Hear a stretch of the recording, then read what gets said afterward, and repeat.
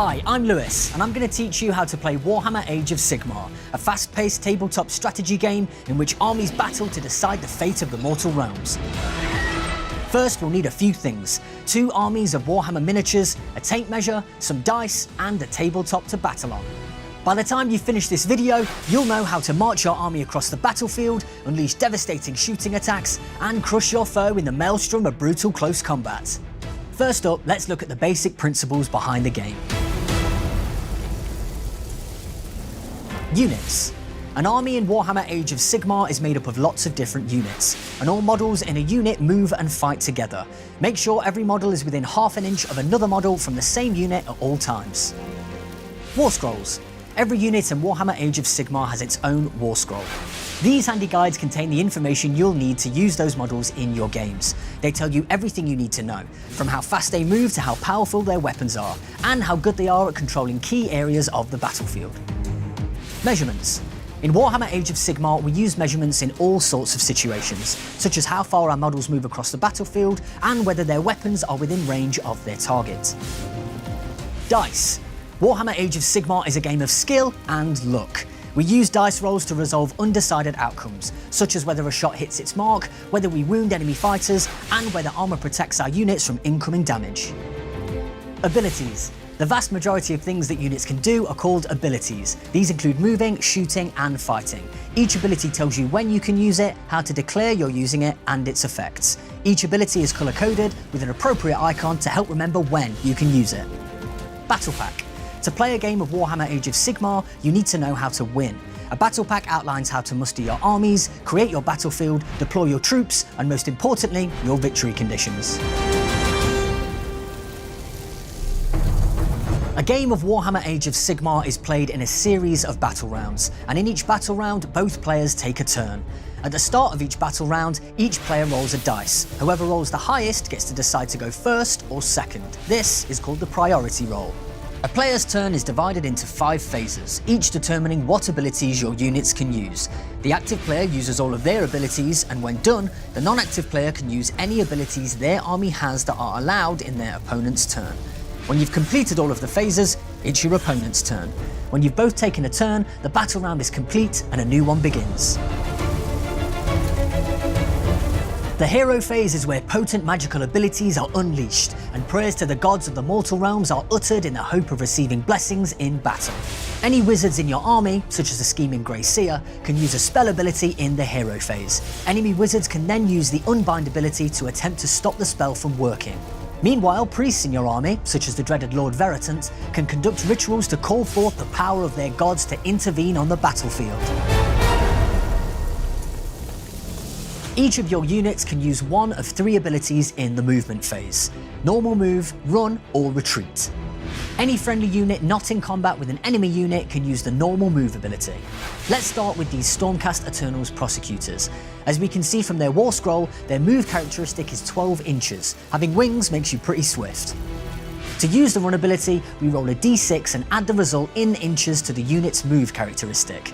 Units that use the run ability can't use the shoot ability in the shooting phase, and can't use the charge ability in the charge phase later in the same turn. Alternatively, you can choose for them to use the retreat ability, perfect if you're stuck in a fight that you can't win. But beware, the retreating unit takes d3 damage as their foes stab them in the back as they run away. When we do move our units, there are a few things we need to remember. All models in a unit must finish their move in a single group within half an inch of another model from the same unit, and you can't move within 3 inches of an enemy unit. Models can't move over other models unless the moving model has the fly ability, which is a universal ability found on a unit's War Scroll. Whether you're using slings, arrows, or warpstone-infused lightning cannons, the shooting phase is where you slaughter your foes at range. We'll choose this unit of prosecutors to use the shoot ability. The War Scroll for the unit tells us how far it can shoot, how many shots it gets, and what you need to roll to hit with the weapon. Next, we'll pick a target. It has to be an enemy unit within range of our weapons, like this unit of Skaven Clan Rats. We have 3 prosecutors, and they are all going to attack. So we roll 3 dice. Each time we roll a 3, 4, 5, or 6, our attack hits. We roll any successful attack dice again. The War Scroll tells us what we need to roll to damage the enemy unit. So, we need to roll a 3 or higher to wound the enemy. Every unit has a save, a way of absorbing or avoiding the potential damage. The owner of the clan rats rolls a number of dice equal to the number of successful wounds, and for each roll that equals or beats the save value, a wound is ignored. Some weapons are good at cracking open even the hardiest of armour, and they have a rend value. The clan rats player subtracts this rend value from their save roll. For each failed save roll, the attacker inflicts damage points on the target unit equal to the weapon's damage characteristic. Whenever the number of damage points equals the health characteristic of the unit, a model is removed. Once all the models in a unit have been removed, that unit is destroyed. A unit that did not use the run or retreat ability in the movement phase can use the charge ability in the charge phase to get within the 3-inch combat range of an enemy unit and engage them in bloody close combat. Simply roll 2 dice and add them together. This is the maximum number of inches that each model in your unit can move during its charge. We must finish the charge move within half an inch of an enemy unit, and that unit must be visible when you finish the move. Otherwise, the charge fails and the unit remains stationary. When you charge, you have to obey the same rules as in the movement phase. Your unit has to be in coherency at the end of the move, and no models can travel further than the distance you have rolled. Then, you can perform any of your other charge phase abilities before your opponent can use any of theirs. The combat phase is where your units fight out vicious melee battles to the death. First, you do any non-fight combat phase abilities, such as buffing friendly attacks or debuffing nearby enemies, and then your opponent does the same. With the niceties out of the way, it's now time to fight. Starting with the active player, you choose an eligible unit to use a fight ability. After you select a unit, there are 2 steps. Number 1, pile in. The first thing the chosen unit does when it uses the fight ability is pile in. You pick one unit that you're in combat with, and each of your models moves up to 3 inches. They must finish this move no further away from the enemy unit. And number 2, make close combat attacks. When a unit fights, any models that are within 3 inches of an enemy unit can make attacks. As with our shooting attacks, the War Scroll tells us what we need to roll to hit and to wound the enemy unit. Once that unit has fought, it will be the opposing player's turn to pick a unit to use the fight ability with.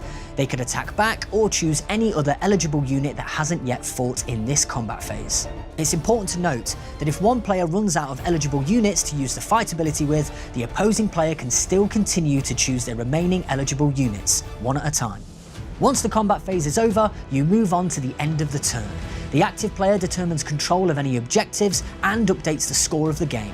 Then, that player's turn is done, and the opposing player takes their turn. If it's the start of a new battle round, both players roll for priority, or if the maximum number of battle rounds has been reached, the victory points are tallied and the winner is declared. Congratulations on learning the basics of Warhammer Age of Sigmar. Read the core rulebook for more, and visit the Warhammer Age of Sigmar website to learn all about the mortal realms and the myriad forces seeking to control them. I'll see you on the battlefield.